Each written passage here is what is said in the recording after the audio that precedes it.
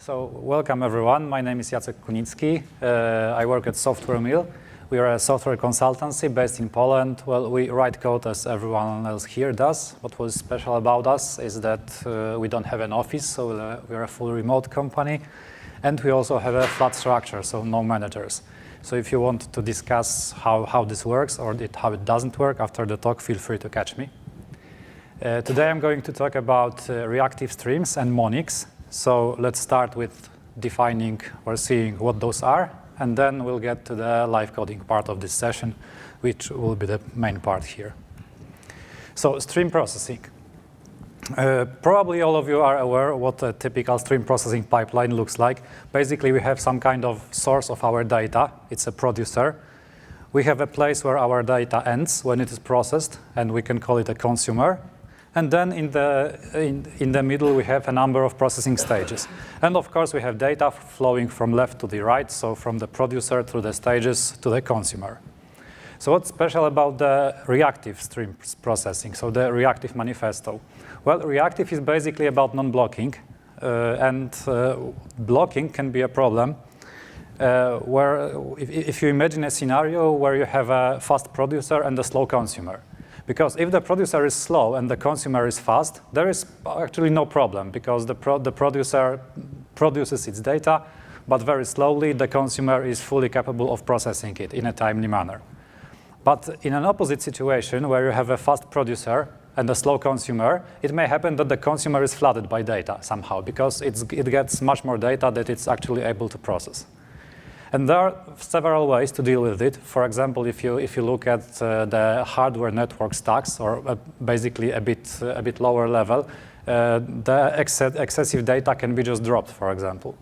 But in the reactive approach, we have another way to deal with it, and it's called back pressure. Back pressure is basically a mechanism that allows a slower consumer to signal demand to the producer. And when the consumer signals demand, by saying that it's able to accept a given amount of data, the producer is not allowed to send any more. And this way, there is never a danger that the consumer is going to be flooded by data. So Monix is one of the implementation of the Reactive Streams Manifesto, and it has its own naming for the components we see here. So as producers, we are using observables. So observable is the thing that emits data, basically. A consumer is a consumer, nothing special here. And to process the data, so the processing stages are called transformers. And transformer is basically, in Monix, a function that converts an observable of one type to an observable of another type. So that's for streams and reactive streams. And now what is Monix? Monix is basically a library for asynchronous processing and for event-driven stuff. And it gives us a number of abstractions that we can use. First of all of those is task, which is basically, it's similar to a future in Scala, so like plain Scala future. The main difference is that a task is lazy by default. So if you use future apply in Scala, the code gets executed immediately. But if you use task apply, the code is not executed immediately. It's only executed when you explicitly run the task. It also gives something with a fancy co-eval name. And it's basically something like a lazy val in Scala. So this is actually not for asynchronous processing, but rather for synchronous stuff, but where you need lazy evaluation.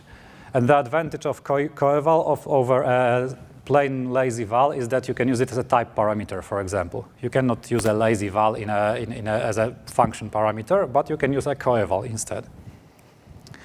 And of course, for reactive programming, we have observables, and that's what we are going to heavily use today. So this was all for the slides. Oh, no, it wasn't. I forgot to describe the use case. So it's, of course, always like the toughest part is choosing the right example. So actually, this example I chose is based on a real-life project we did. Actually, we did it in Akka streams, but like the idea of reactive processing is similar here, so we can also use Monix for this kind of stuff. So the idea is that we have CSV files that are gzipped, and the contents of those files are lines that each of which has an ID and a value. For a given ID, there are always two lines, And they both can have a valid value, or either of them can have an invalid value, which basically is something that cannot be parsed to a double. What we are going to do is to process, like stream those files, and then aggregate the lines by ID. So for every ID, we're going to compute an average of those two values. If we are not able to compute it because of the values are unparsable, then we are going to use a dummy value. And we'll end up with storing a single record in Cassandra for every ID. So if we were able to compute the average, we'll store the average. If not, we'll store a dummy value with the given ID. And Cassandra is just like, as I said, choosing the example is always the hard part. We are using Cassandra in our project, so I'm also using Cassandra here, but it can be anything at the end that is accepting those data. Yeah, so this was the last slide before coding. Okay, so we have some starting point here. We have a number of configuration parameters that we are going to use. I'll explain them on the fly when using them.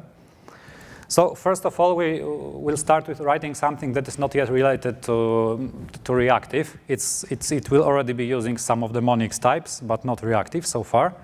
And it's going to be the logic for parsing our line. Well, it's pretty simple. We need a method that will take a line, so a string, and is going to return a task, which is the Monix task I talk about. And the value will be a reading. And reading is a part of our domain model. Basically, we have, like all readings have an ID, and we have types for a valid reading that, apart from the ID, has a value. And since we want to model the lines that are not parsable as well, we have like a representation of an invalid reading that only has an ID. Okay, so starting with the Monix task is very simple. You just use task apply.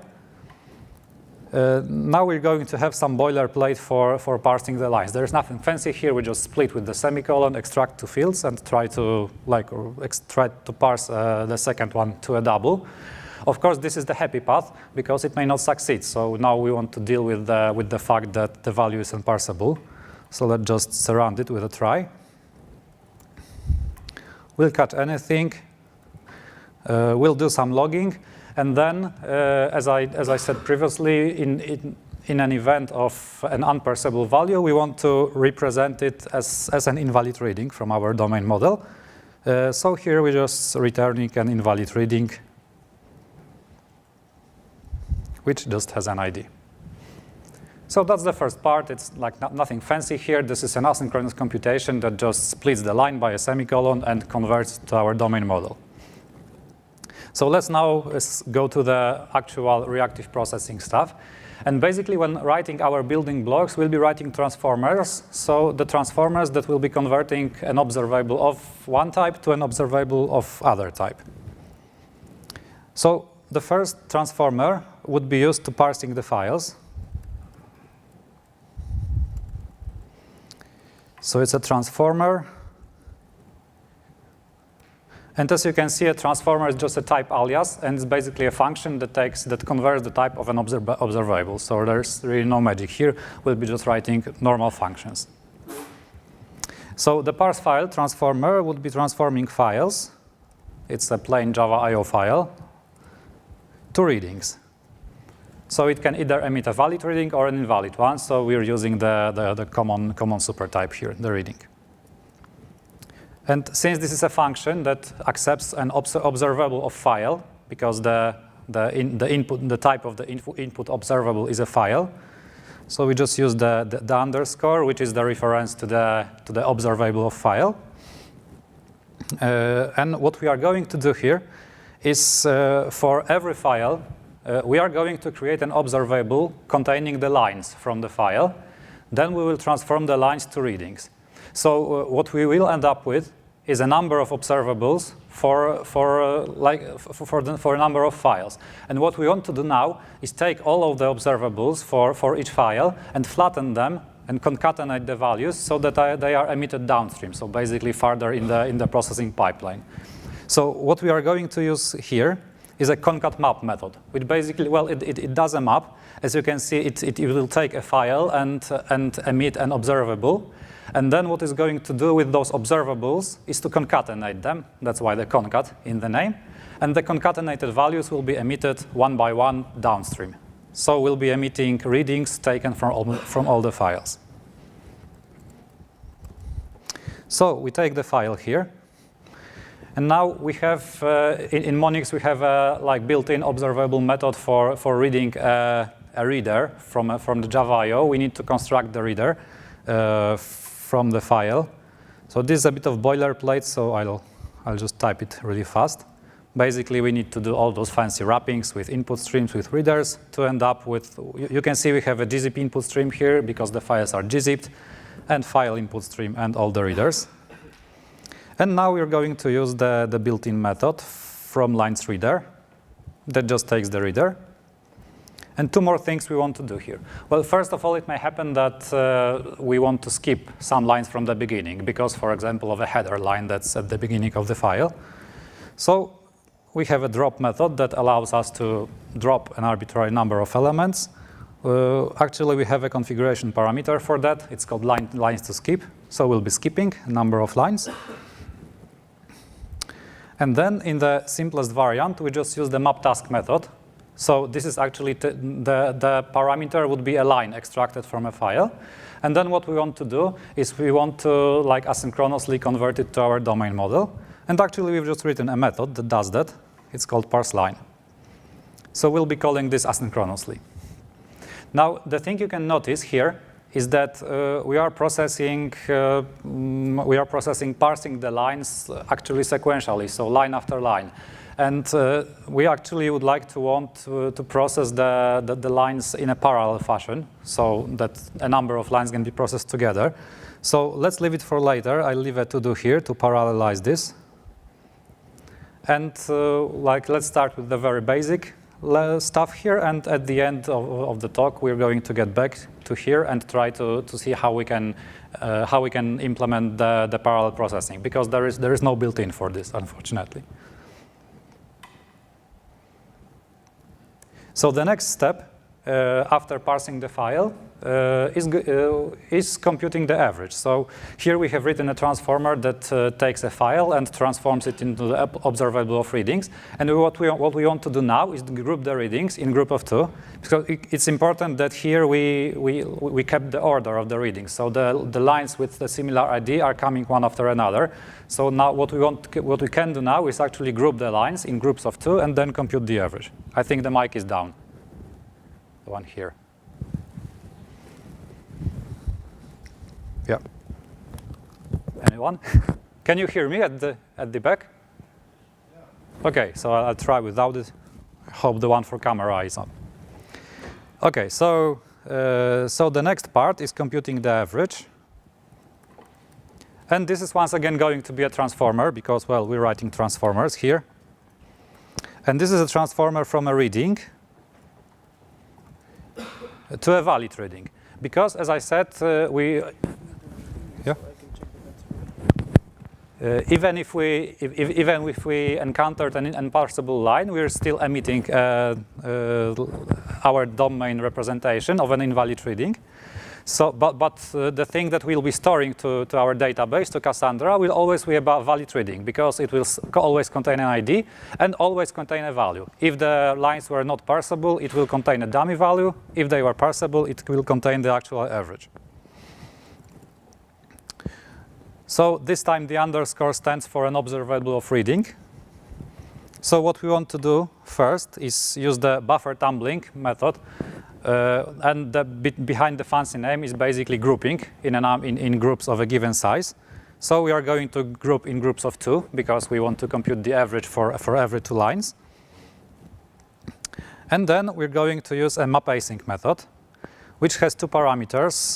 The first one is the parallelism level, so the number of computations we can do in parallel. And actually, we have a configuration parameter for that, for like non-I/O operations, so the in-memory computations. And the second is a function that returns a task, basically, because the computations are async. And now what we have to do with inside is basically group the values, group the lines, readings in groups of two, and compute the average. Now here's a little disclaimer. The average implementation I'm going to write is not going to be the most efficient one. It's going to be the short one. So let's forget about the performance of average computation and of any optimizations here. So the first thing I need to do is extract the valid readings from the readings I have. Okay, technical break. Yeah, we're back. Thanks. So I'm using collect, pattern match on valid readings, and just return them. And those are our valid readings. Then I can compute the average. And this is like a bit simplified, so I check if the valid readings are not empty. If they are not, I take the values. I take the sum of the values, and I divide it by the size. So this is pretty straightforward.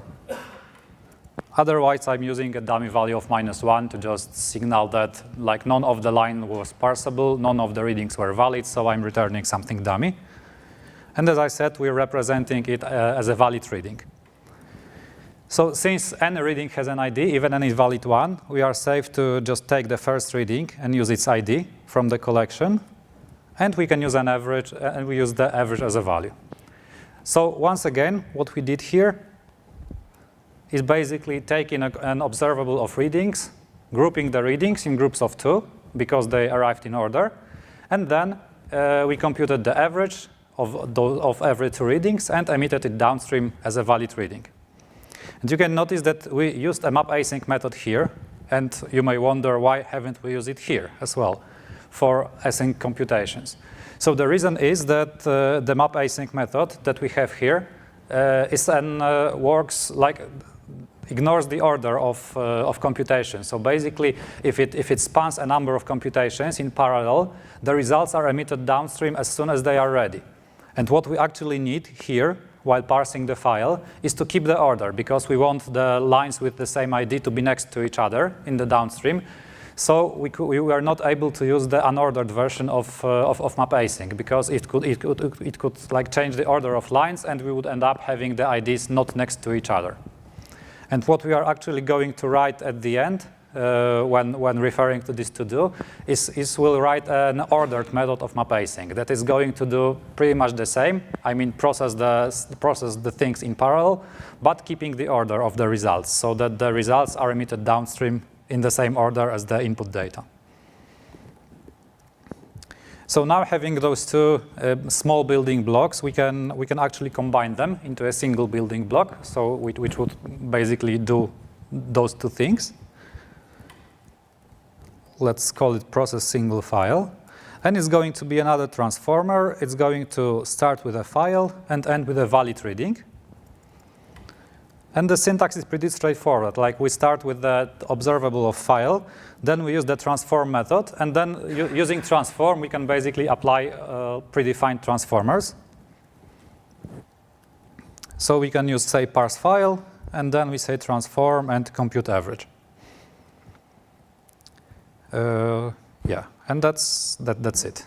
So we took 2 building blocks, 2 transformers, and combined them into a single one to just like, if in case we wanted to reuse them multiple number of times, we wouldn't need to write 2 of them every time.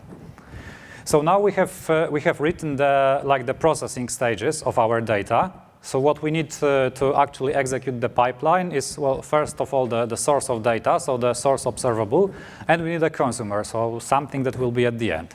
So we'll start with the end, so with the consumer.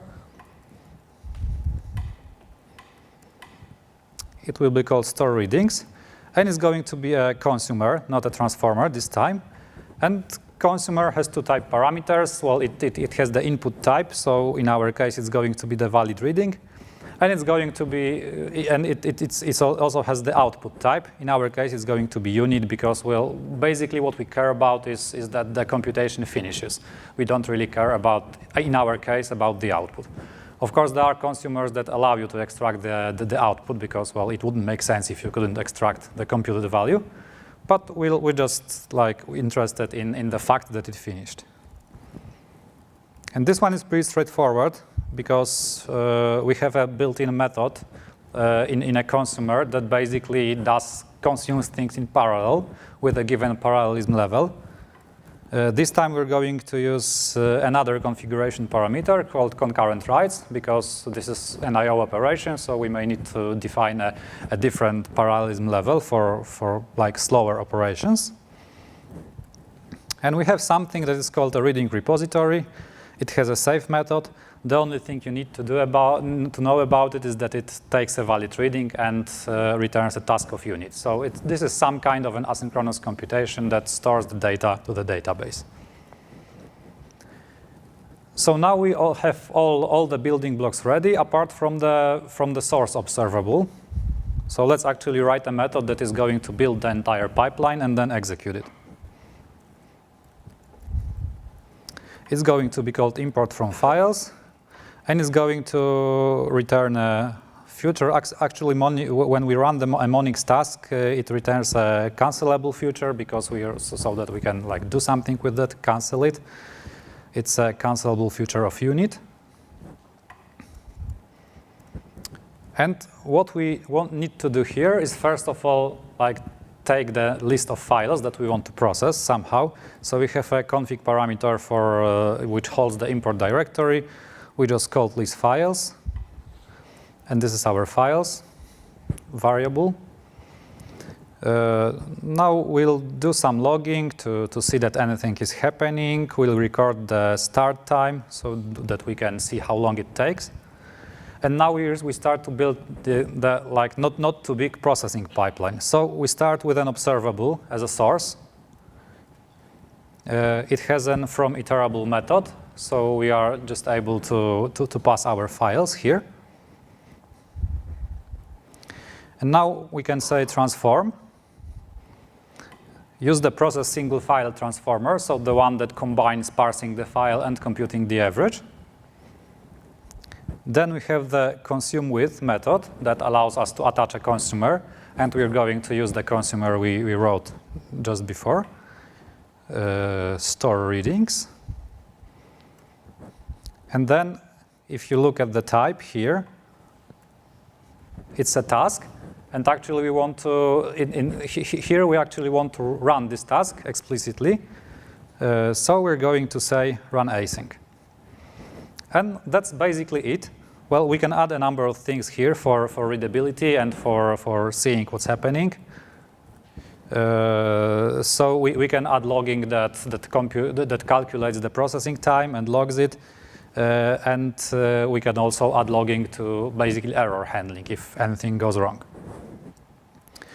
So now here is another place where you can see that the files are going to be processed one by one.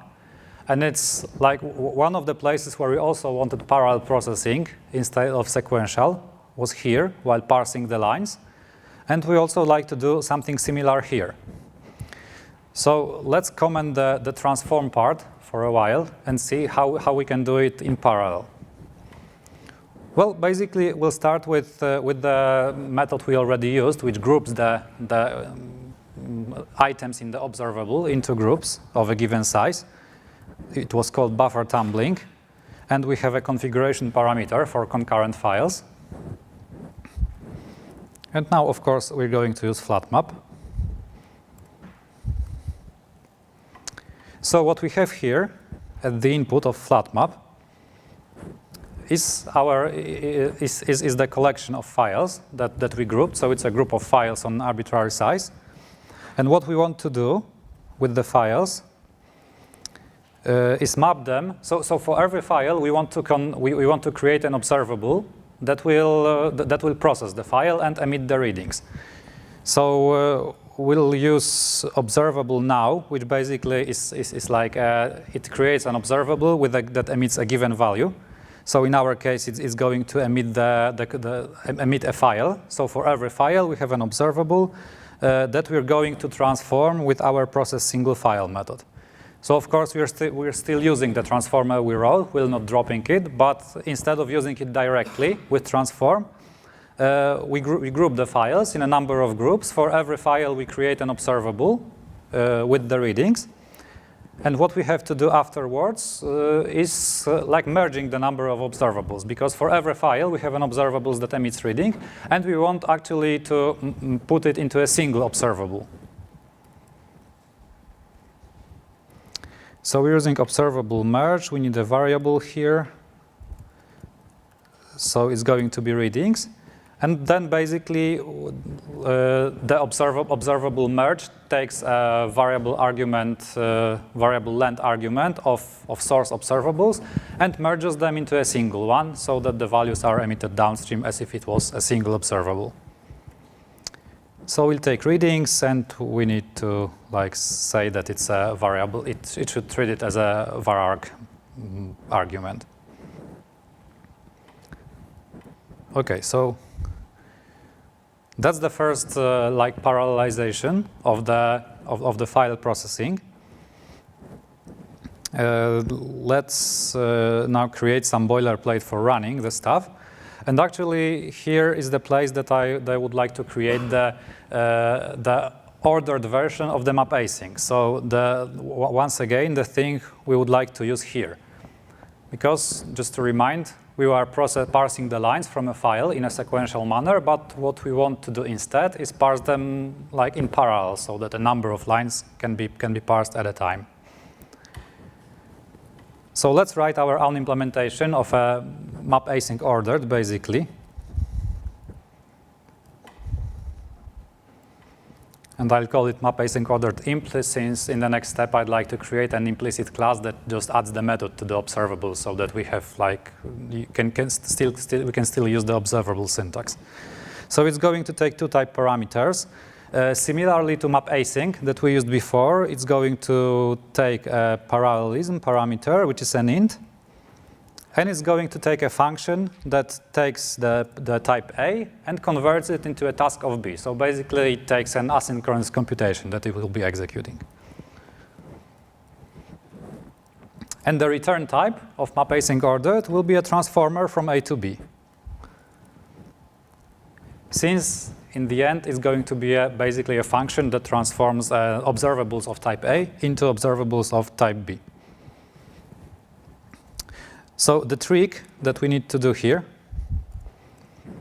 is like start with the observable of A, of our input type, and use the function, the provided function, to map the value into a task. So first of all, like we're mapping the input to a task. Here you need to remember that the tasks are lazy, so nothing is executed during the map phase. It's only like converting a value into a task, so into a description of computation that is not yet executed. Now we're once again using the pattern we've seen before. So we're going to call buffer tumbling with the parallelism level, which basically groups the task in groups of given size, defined by the parallelism. And then we are going to use flat map to process them. And what we have as an input to our flat map is the tasks. Now, having the tasks, we want to, like having a sequence of tasks, we want to convert it to a sequence of to a task that returns a sequence. So if you are familiar with the future sequence method, which basically takes a sequence of futures and converts it to a sequence that to a future that holds a sequence, Monix has something very similar. It's called task gather. So this does pretty similar thing. It basically takes a task, a sequence of tasks, and converts it to a task that holds a sequence of values.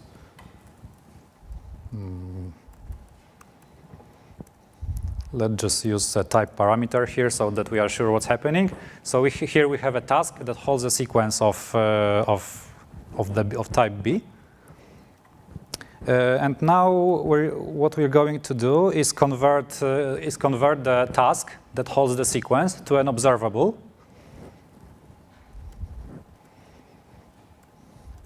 So we're going to use the gather task. Now the type of it is an observable of sequence of B. So basically, we have an observable that emits sequences. And what we want actually is an observable that emits the values. So we need to flatten the sequences and concatenate them. So this is what we have done it actually today using the concat map method. Which, just to remind, it takes a sequence of values and converts it into an observable that it's emitting those values. And in our case, if we want to convert a sequence of values into an observable, we once again use the already known observable from iterable, sorry. Yeah, and now the type is actually what we wanted. So it's an observable of B. So it's going, so once again, what it's going to do is, well, take the incoming values, map each of the value to using the provided function to a task, which is a computation that is not yet executed, but it's represented as a task. Then it's going to group the tasks into groups of size defined by the parallelism level. And then it's going to basically execute them using the task, well, not execute, but convert it like the sequence of tasks into a task holding a sequence of output values. And then we are just flattening the observable so that not sequences are emitted downstream, but the single values instead. So that's pretty much it. And now, just to add some syntax sugar that we can like use it as we use other methods on the observable. I'm not going to write it. It's just like it's like if you used implicit classes, you know what it does. If you haven't, it's basically like adding a method to an existing type. So basically, we are able to add a method to an observable, and we call the method mapAsync unordered. And what it does, it executes our mapAsync unordered imp under the hood. And with this implicit class, what we are able to do is to call map async ordered with the parallelism. So once again, here we're going to use the non-IO parallelism because this is an in-memory operation. And of course, we're still going to use the parse line method, but this time not directly with map task, which is executing sequentially, but using our map async ordered variant. Okay, so this is almost it for the implementation. So we have, let's run SBT and see if the compiler is happy with our code.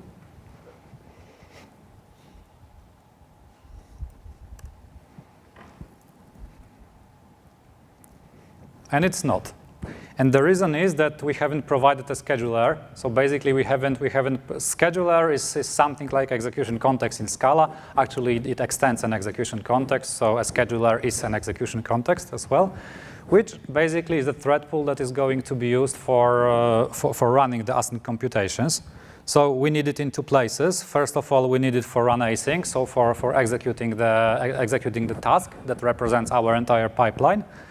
And the second place is actually in the main method where we are doing some handling of the future. So we need an execution context here as well.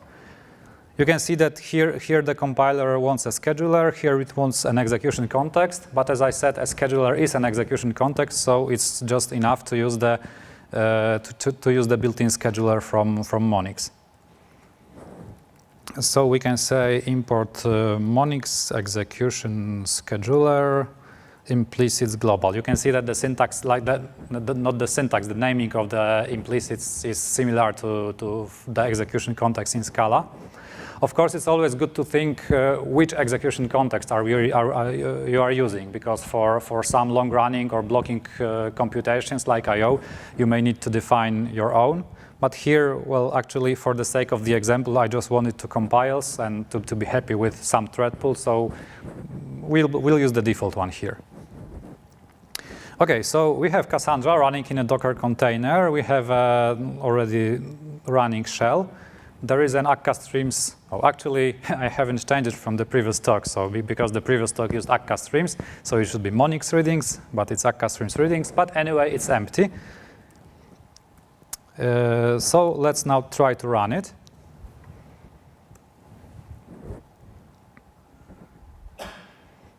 You can see some logging happening, that some of the lines are unparsable. Actually, there is a built-in generator for the test data, so if you want to play with it later to see how the configuration parameters affect the speed of execution, you can generate your own test data. And we can see that it's done, and that there are actually some values in the database, which was previously empty. So it looks like it worked. Okay, so everything it's always something more to a library than I've showed. Of course, in Monix you have some built-in consumers. So the consumer, we wrote our own consumer, but there are a lot of built-in ones that can, for example, signal the completion. They can count. They can check if something exists in the stream. They can fault. So basically, a number of stuff of things that you can do. There is, for example, possibility to multicast, and by multicasting I mean having a single observable and multiple consumers or basically multiple readers connected to the observable. So this is also possible. And of course there is much more, so I won't put everything on a single slide, so please just refer to the Monix documentation if you want to learn more. If you want to see how that compares to Akka streams, which is another implementation of reactive streams based on Akka and on actors, I've actually written a blog post series which compares those two based on the example I showed today. There will be a link at the end also to a page with all the links, so you don't need to note it down at the moment. And a small commercial at the very end, we at Software Mill are issuing a weekly Scala newsletter with links to some interesting stuff. So if you have heard of the 10 subscribe, that's great. If you haven't, please do. Please check it out. There is no spam. It's just like interesting stuff once a week. OK, so that's all I had. Under the QR code, you have the link that's also beneath. So it's a landing page with links to the documentation, to the source code repository, to the blog post, so you should find everything there. And also contact information if you wanted to reach me. If you have any questions, you can ask now or come later. I'm here until the end of the conference. Thank you for your attention.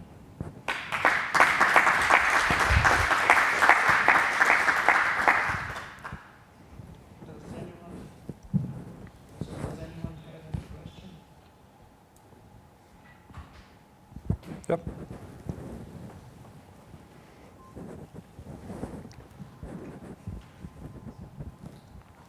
This may be a trivial question. How do you determine the parallelism level?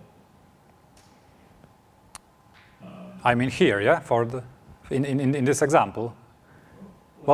Well, here it's basically here is a configuration parameter, and I think you always need to experiment, because I did some small experiments, and it turns out that, for example, for a small amount of data, like small number of files, actually the smaller the parallelism, to some extent, the faster the computations are. So it's not always to span like 100 of threads, for example, for parallel processing, because then like the threads need to there are synchronization issues and stuff, and it can be slower. So you always need to check.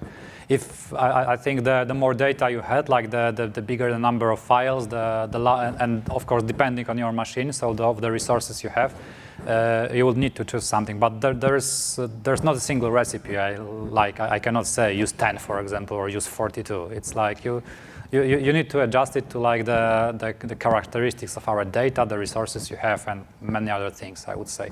But you need to remember that like for small amounts of data, it's sometimes it's actually faster to do things almost sequentially, not in parallel, because it's like the overhead is too big for parallel processing. Any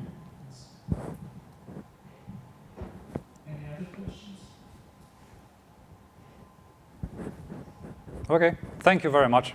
Oh, I think there's one more. Because the context switching is reasonably expensive in GVMs. Because context switching is reasonably expensive in GVMs, is it probably a way to simulate sequential execution in the streams rather than parallelizing executions? Because, well, again, the context switching should happen after some decent calculations, not just not summing one number and then context switching, which takes like 10,000 times Well, actually here we had the initial variant which did sequential processing while with just using the map task or transform which did things one after another. Of course, if you are already using Monix, there is already some asynchronous processing under the hood because it's the stages are communicating. There is the back pressure, so everything that is required by the Reactive Manifesto. So you may say that you already have the concurrent overhead here because you are using the library. So if you wanted to do it like completely sequentially with no concurrent processing under the hood, you could probably just use like Scala collections for this because you have the operators you've seen here are like I didn't mean that actually write program the sequential way. Okay. Obviously, there are ways to write program which is intended for parallelism and program intended for sequentialism. Yeah. But rather in the controlling structures of the streams to control how concurrent, basically I'm running several streams, but in fact those streams are just chained together in a single process, not referring to multitasking and not actually using context switching to pass the data. So it will optimize just, because you less switching context, the parallelism is less expensive. Yeah, so like as I said, you also need to be careful. Like where's the border between like going too much parallel or going fast, because this not always go together. Anyone else? So thank you once again, and if any questions arise, please just catch me later. Thank you.